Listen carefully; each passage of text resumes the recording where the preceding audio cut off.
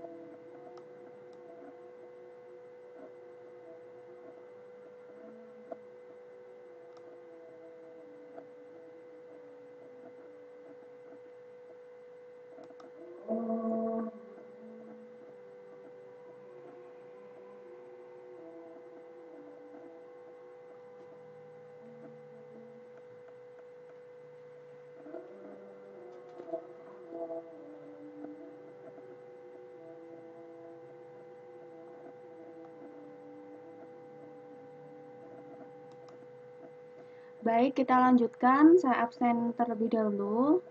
Yang sudah hadir malam ini dari manajemen, halo Mbak Widya. Manajemen lagi, halo Mas Hanan Maulana. Dari bisnis, Mbak Dian Budi Wulansari. Manajemen adalah Mbak Anissa Anur. Terima kasih sudah tepat waktu ya teman-teman. Saya lanjut ke pembahasan berikutnya. Pembahasan kemarin itu kan terakhir saya ingat bahwa saya memberikan slide pemaparan mengenai aturan birokrasi ya. Ini saya lanjutkan ke kelemahan birokrasi. Ini di samping saya berikan contoh struktur organisasi dari birokrasi. Di sini kelemahannya dari struktur organisasi birokrasi yang berbentuk seperti ini, ada rantai komando. Kemarin sudah saya sampaikan rantai komando itu adalah garis. Nah, ini di sini kelemahannya yang pertama itu pada tingkatan manajemen seperti ini. Biasanya gaya pengambilan keputusan itu terpusat dan tentunya harus menerapkan aturan yang tidak menghadap bos Anda di kantor. Jadi, jika teman-teman sebagai karyawan tidak perlu langsung menuju ke presiden atau direktur yang terkait. Biasanya teman-teman kan langsung ke terutama ke pemimpinnya atau leadernya yang berkontak langsung dengan kita. Nah, ini kelemahannya pada struktur organisasi birokrasi. Nah, yang kedua, di sini dengan melihat struktur organisasi seperti ini adalah generasinya yaitu anggota lama. Anggota lama biasanya menggunakan cara pandang atau pola pikir yang masih kuno. Biasanya para pemimpin atau senior-senior kita itu menduduki di jabatan tertinggi di struktur organisasi ini. Nah, biasanya untuk teman-teman yang fresh grad itu akan sulit menaikkan jenjang karir apabila perusahaan tempat teman-teman bekerja itu masih menggunakan struktur birokrasi. Nah, di sini untuk mengubah struktur birokrasi itu ada beberapa cara. Di sini adalah caranya yaitu dengan perampingan atau restruktur. Nah, di sini jika terlalu banyak bisa dicontohkan ke segitiga yang banyak garisnya ini menandakan bahwa struktur birokrasi ini bisa meliputi di sini paling bawah itu yang paling besar itu karyawan, setelah karyawan masih ada ketua atau leader, setelah leader ada chief, masih ada supervisor, masih ada ketua supervisor. Itu kan tidak efektif jika dipakai di organisasi yang ideal.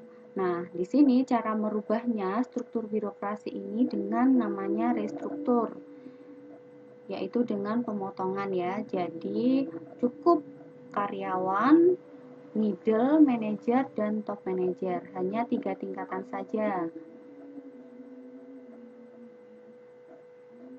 Jika kita sudah ada perubahan birokrasi, ini adalah keuntungannya nanti masalah komunikasi, bahkan pengambilan keputusan akan cepat sampai ke karyawan paling bawah. Di sini juga ada keuntungannya dengan mengubah struktur birokrasi itu, perencanaan, koordinasi, bahkan penjadwalan peran-peran itu lebih terencana karena setiap tingkatan ini memiliki tugas dan tanggung jawab yang porsinya itu lebih banyak daripada kita ke fokus yang segitiga banyak tingkatan ini. Nah, saya sambil nunggu teman-teman yang lain hadir, tolong dong diisi ya di kolom komentar. Kira-kira mahasiswaku yang kuliah sekarang ini mengalami nggak dampak COVID di tempat kerja? Kalau mengalami, contohnya seperti apa yang kalian rasakan? Apakah mengenai jenjang karir, pendapatan? Tolong komen di kolom komentar ya, supaya saya tahu apa yang dialami teman-teman sekarang ini. Sambil nunggu teman-teman isi, saya sapa lagi. Dari kewirausahaan ada Ardian Tegar Setiawan sudah hadir. Nurohim manajemen iya sudah hadir. Ada Mahmud Mairudin. Ini ada Mbak Widya Nur Cahya dari kewirausahaan, Mbak Dewi Yuli dari manajemen, dan Eva Septiana. Teman-teman tolong ya berkomentar supaya tahu persis kendala apa yang dirasakan teman-teman. Saya juga mengingatkan buat teman-teman yang terlambat mengikuti mata kuliah saya bisa buka YouTube karena ini sudah pertemuan ke-7. Bentar lagi kita akan ada UTS. Jika ada UTS nanti mungkin kisi-kisinya ya, kisi-kisi untuk teman-teman dari pertemuan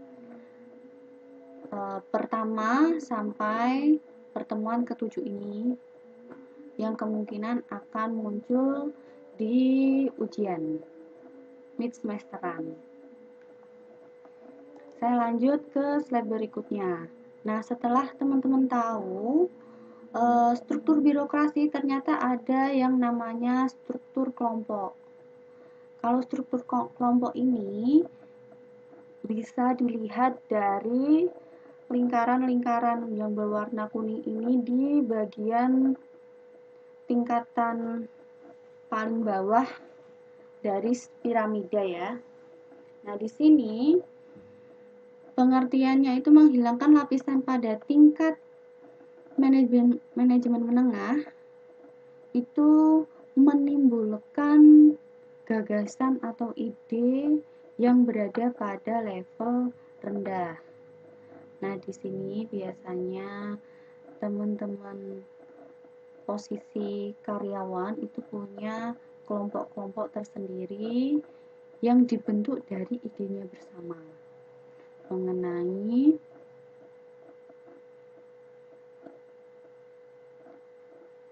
di sini juga ada yang namanya peran manajer menengah dengan banyak lapisan organisasi. Di sini walaupun ada kelompok-kelompok bagian divisi, misalkan menjahit sendiri, bagian cutting sendiri, bagian kelompok finishing sendiri, tapi mereka tetap membentuk kelompok. Nah, kelompok-kelompok ini ditengahi dengan yang namanya manajer produksi. Itu namanya struktur kelompok. Mungkin kita sering dengar, tapi secara tidak langsung itu yang dinamakan struktur kelompok. Di struktur kelompok ini kita juga bisa mengetahui loh, apa namanya itu kualitas produksi. Setiap memastikan karena kelompok itu punya yang namanya ketua. Ketua itu nanti yang akan bertanggung jawab mengenai kualitas produksinya, targetnya dalam satu kelompok itu sendiri. Jadi kita sebagai manajer itu mudah untuk mengatur atau memeriksa pekerjaan karyawan.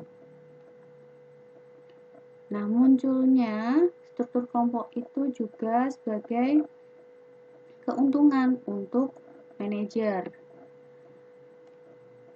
Karena manajer bisa lebih interaktif berkomunikasi dengan kelompok-kelompok itu sendiri dan mengetahui persis apa sih kendala yang dihadapi saat di lapangan.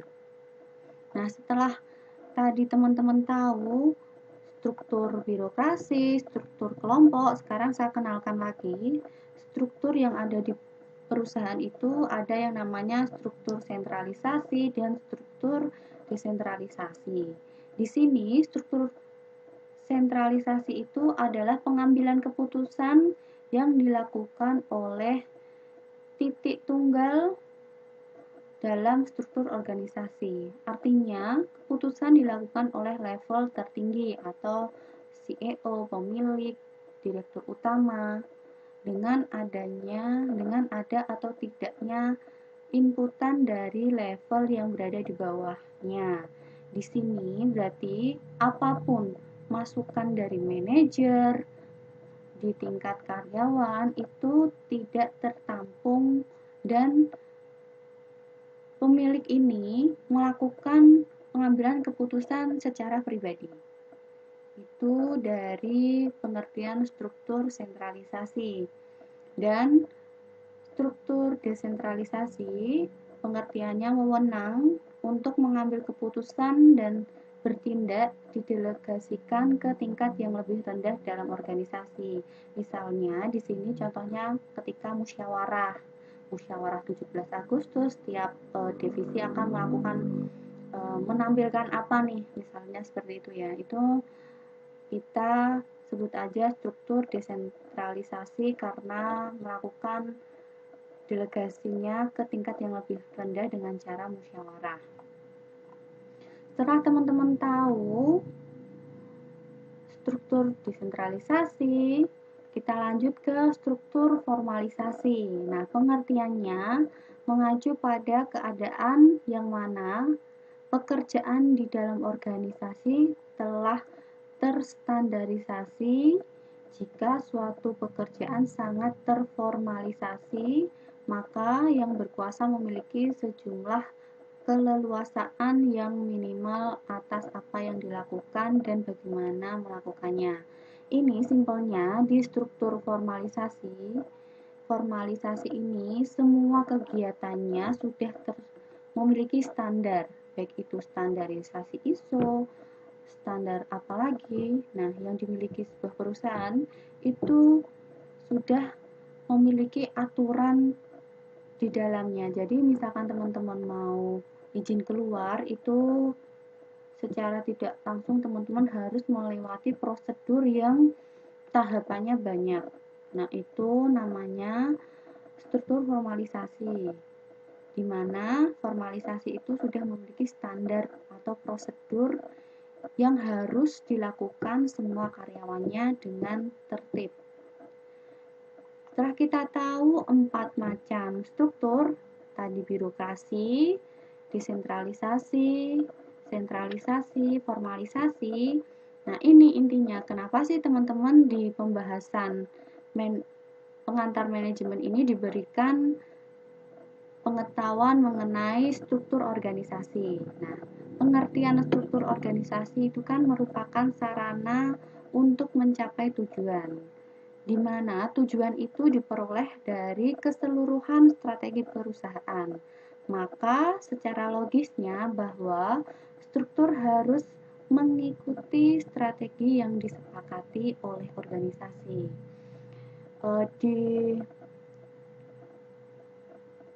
Di mata kuliah saya, teman-teman kan saya ajak pola pikirnya menjadi seorang manajer. Jadi, teman-teman juga harus paham.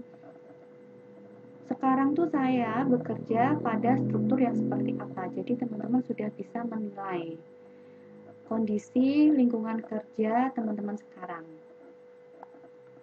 Nah, di sini desain struktur tuh ternyata mempengaruhi penentuan strategi. Kalau di bab kemarin penentuan strategi itu kan dari analisis SWOT. Ternyata tidak hanya analisis SWOT. Di sini juga harus dipikirkan juga selain melakukan analisis SWOT, di breakdown lagi ke yang namanya struktur. Struktur itu juga memiliki strategi lagi, teman-teman. Jadi banyak yang harus dipikirkan ketika kita membuat sebuah manajemen. Apalagi posisi kita itu sebagai orang penting, yaitu manajer. Nah, di sini strategi inovasi itu mempengaruhi di struktur organisasi. Nah, di sini bisa dikatakan bahwa untuk mencapai inovasi yang bermanfaat dan unik itu adalah strategi inovasi. Perlu diingat bahwa setiap perusahaan itu memiliki pilihan di mana dia akan mencapai tujuan dengan menentukan strukturnya itu seperti apa dengan strateginya seperti apa. Di sini saya kenalkan bahwa di struktur juga memiliki penentuan strategi. Pertama, strategi inovasi. Contohnya itu perusahaan Apple. Perusahaan Apple menggunakan cara pembayaran gaji secara kompetitif bagi karyawan yang memiliki inovasi tinggi. Nah, kebijakan seperti ini biasanya perusahaan dengan model mekanik seperti yang meliputi itu dalam organisasinya itu dia sentralisasi. Tadi sudah saya jelaskan sentralisasi berarti dia memiliki ini ya teman-teman, sentralisasi keputusan tertinggi dimiliki oleh CEO-nya. Dia juga menerapkan formalisasi. Jadi untuk penentuan strategi ini kalian bisa melakukan penggabungan struktur organisasi di mana juga ada yang namanya rantai komando. Selanjutnya, saya kenalkan juga strategi minimalisasi biaya. yaitu suatu strategi yang menekankan pada pengendalian biaya yang ketat, penghindaran inovasi yang tidak diperlukan, atau biaya pemasaran serta pemangkasan biaya apapun di perusahaannya.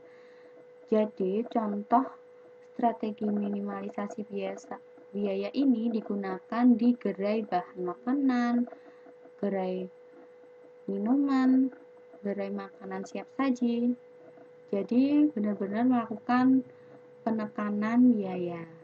Nah, di sini cenderungnya untuk kebijakan itu lebih sedikit, bahkan untuk mengembangkan komitmen antara tenaga kerja dan pemilik itu sangat kecil sekali. Misalkan contohnya teman-teman bekerja di restoran, pasti teman-teman untuk mengembangkan pemilik melakukan kebijakan itu kan secara personal. Misalkan teman-teman ingin cuti mendadak, pasti diperbolehkan kan, tidak melewati prosedur-prosedur ketika kita bekerja di pabrik.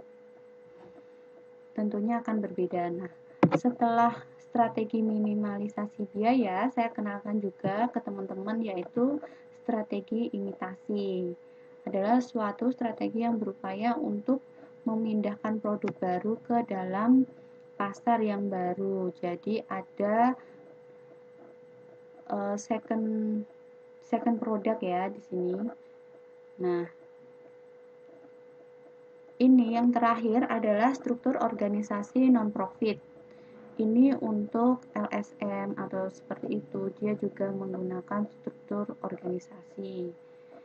Tapi di sini intinya untuk organisasi nirlaba itu berbentuknya kecil dan masih perseorangan untuk mengerjakan semua tugasnya.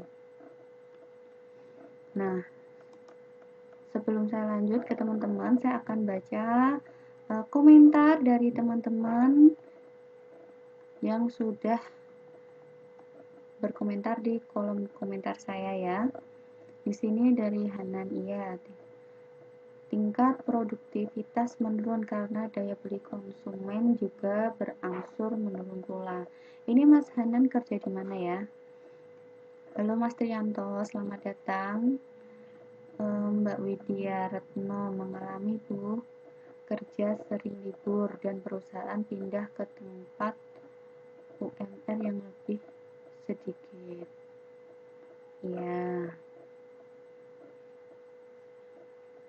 Untuk Mas Topan selamat hadir.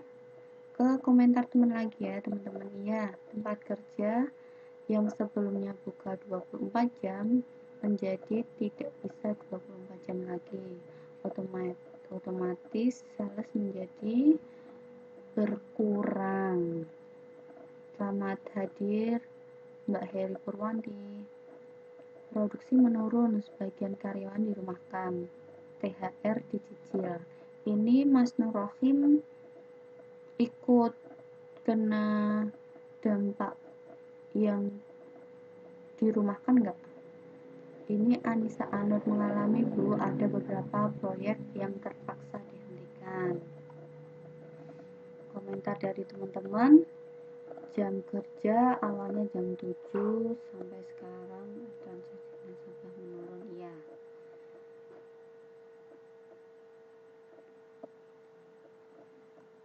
Terima kasih teman-teman yang sudah berkomentar.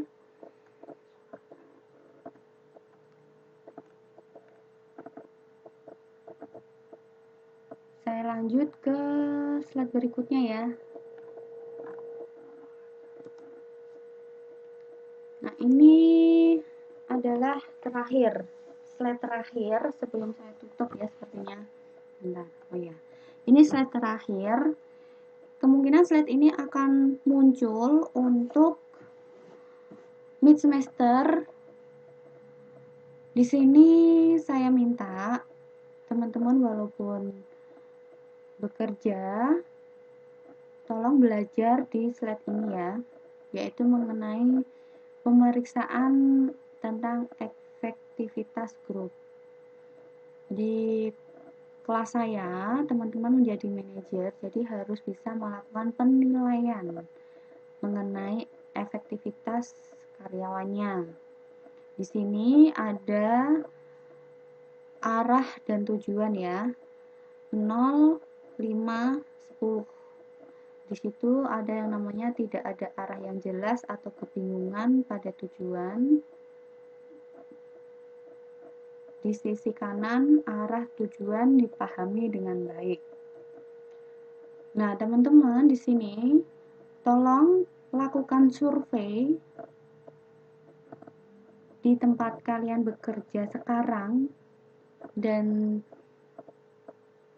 mengalami dampak COVID sekarang ini ya, perusahaan yang sedang mengalami dampak COVID, tolong kalian analisis atau kalian melakukan checklist ringan ini ke teman-teman kalian dengan cara kalian itu menuliskan angka dari 0 sampai 5 itu, dan dilanjut kalau benar-benar paham teman-teman melakukan pekerjaannya itu bisa diberikan angka 6, 7, 8, 9, 10. Jika kurang memahami arah tujuan perusahaan, mengenai target perusahaan, lalu prosedur aturan main di perusahaan itu seperti apa, kalian beri angka 0 sampai 5. 0, 1, 2, 3, 4, 5.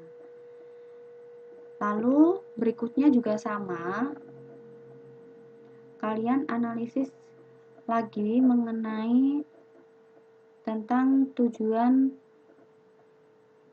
itu grup itu kalian ganti yang namanya kelompok aja. Kelompok kesepakatannya seperti apa yang terjadi mengenai target ya. Ini arah dan tujuan saya sama dengan target. Arah dan tujuan saya arahkan ke target. Jadi teman-teman lebih mudah untuk melakukan pemeriksaan efektivitas ini. Kalian bisa checklist. Kalau saya tanyakan arah dan tujuan, berarti kalian fokusnya ke targetnya, target perusahaan. Teman-teman bisa melakukan survei ke sesama teman kerja. Nah, di situ lanjut ke poin suasana dalam kelompok. Kalian pasti tahu kan, suasana dalam kelompok itu meliputi keharmonisan, tenggang rasa, saling menghormati, lalu kenyamanan perusahaan, fasilitas perusahaan, itu tolong kalian sama checklist dari angka berapa sampai angka berapa. Saya harap teman-teman melakukan checklist ini 5 orang saja ya teman-teman, di luar nama kalian. 5 orang kalian checklist. Nanti kalian tambahin ya di sini misalkan nama Arya, misalkan gitu. Nama Arya, lalu dia arah dan tujuannya itu poinnya 4. Lalu untuk kesepakatannya itu poinnya 7, misalkan seperti itu. Itu satu nama yaitu Arya. Lalu nama kedua misalkan Ardi. Nah, begitu selanjutnya 5 orang. Nanti suasana kelompok itu juga sama, 5 orang saja kalian melakukan checklist. Dilanjut faktor kepercayaan ya. Faktor kepercayaan itu disitu sudah dijelaskan sangat rendah, saling curiga. Itu kalian mudahlah untuk kalian kerjakan, lalu komunikasi. Nah, setelah itu nanti hasilnya berapa, nanti kita bisa carikan yang namanya mengarah ke sini. Struktur organisasinya itu efektif atau tidak. Jadi teman-teman dari awal harus menentukan nih kemarin PT apa ya? Misalkan PT Golden Flower. Itu dia memiliki strategi, yaitu menjalankan strategi ini. menjalankan strategi formalisasi.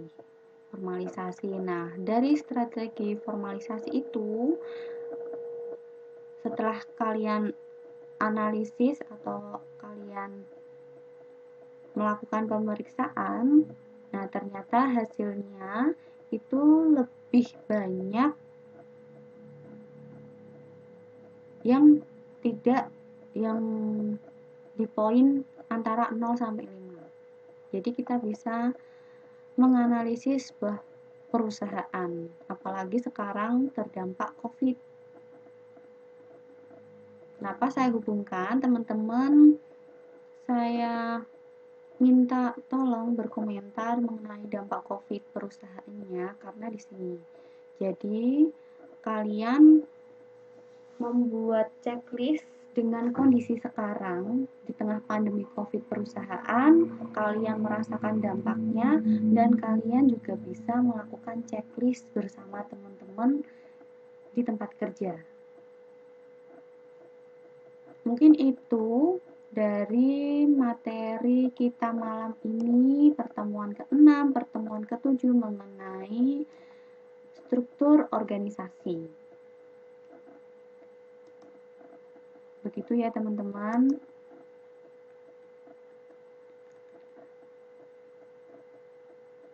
Ini saya sapa lagi. Mas Febi Darmawan sudah hadir, Arwin Tanjung juga sudah hadir. Ini jawaban dari Mas Topan, menurun hasil produksi dan sebagian dirumahkan. Sudah hadir juga Mbak Mutiara Selvi. Selamat datang teman-teman semua. Saya rasa perkuliahan malam ini semoga bermanfaat karena dari pertemuan awal kita, pertama kita, lalu kita masuk ke analisis SWOT itu, kalian sudah mengerjakan makalah saya, lalu saya berikan struktur organisasi ini 2 kali pertemuan, dan intinya itu di struktur organisasi kalian saya minta untuk melakukan checklist ini. Nanti kalau teman-teman sudah paham melakukan checklist, sebelum melakukan checklist ya teman-teman harus melakukan analisa kira-kira perusahaan tempat bekerja itu seperti apa sih strateginya yang dipakai atau struktur organisasinya. Dan buat teman-teman yang belum bekerja, silahkan lanjutkan yang kalian kirim kemarin. Ada yang usaha sendiri, itu bisa dipakai asal kalian memposisikan diri kalian itu sebagai manajer, bukan sebagai pemilik.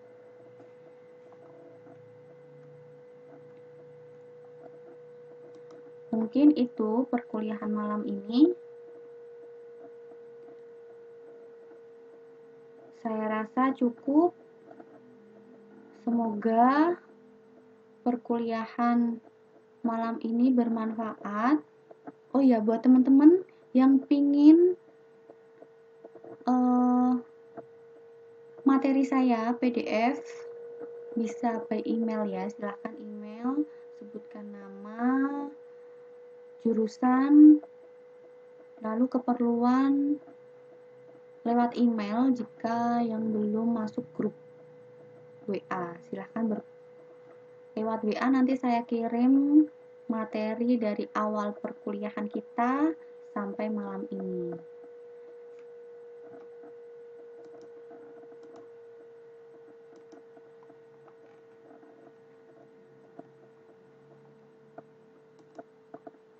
Saya tutup. Akhir kata, wassalamualaikum warahmatullahi wabarakatuh. Semangat untuk menjalankan UTS. Saya sudah berikan kisi-kisi ke teman-teman semua. Semangat, semoga mendapatkan nilai yang baik dan bisa mengerjakan soal-soal dari saya. Wassalamualaikum warahmatullahi wabarakatuh. Terima kasih sudah mengikuti perkuliahan saya. Semoga bermanfaat dan jangan lupa kalian subscribe dan aktifkan tombol notifikasinya supaya kalian semua mahasiswaku dapat informasi terbaru mengenai aktivitas channel YouTube saya ini. Terima kasih sudah mengikuti perkuliahan saya. Semoga bermanfaat dan jangan lupa kalian subscribe dan aktifkan tombol notifikasinya supaya kalian semua mahasiswaku dapat informasi terbaru mengenai aktivitas channel YouTube saya ini. Terima kasih sudah mengikuti perkuliahan saya. Semoga bermanfaat dan jangan lupa kalian subscribe dan aktifkan tombol notifikasinya supaya kalian semua mahasiswaku dapat informasi terbaru mengenai aktivitas channel YouTube saya ini. Terima kasih sudah mengikuti perkuliahan saya. Semoga bermanfaat dan jangan lupa kalian subscribe dan aktifkan tombol notifikasinya supaya kalian semua mahasiswaku dapat informasi terbaru mengenai aktivitas channel YouTube saya ini. Terima kasih sudah mengikuti perkuliahan saya. Semoga bermanfaat dan jangan lupa kalian subscribe dan aktifkan tombol notifikasinya supaya kalian semua mahasiswaku dapat informasi terbaru mengenai aktivitas channel YouTube saya ini. Terima kasih sudah mengikuti